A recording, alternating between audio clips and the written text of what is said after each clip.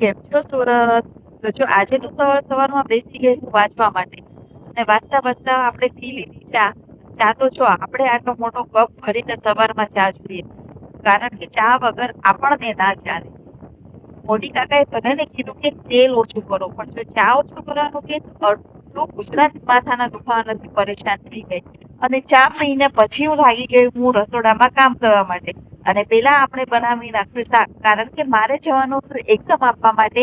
તો મેં ફટાફટ રસોઈ બનાવી નાખી, કારણ કે પછી મારે થતું હતું લેટ. એટલે વહેલી સવારમાં તો પેલા તો મેં છે ને શાક જ બનાવી નાખ્યું.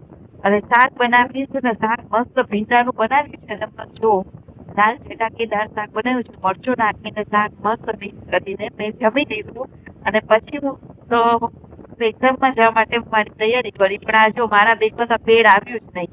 એટલે મેં આપણે બહાર કાઢી દીધું ને પછી મૂકી મારી એક્ઝામની બુક. એક્ઝામની બુક મૂકીને પછી આપણે મૂકી દીધી બોલ પેન. અને આપણે જવાનું હતું એક્ઝામ આપવા માટે, એટલે આપણે થઈ ગયા રેડી.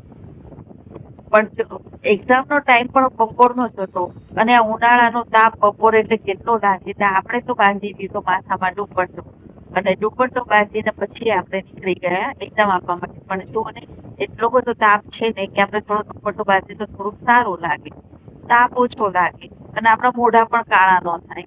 એટલે દુપટ્ટો બાંધીને હું નીકળી ગઈ એક્ઝામ સેન્ટર પર જવા માટે.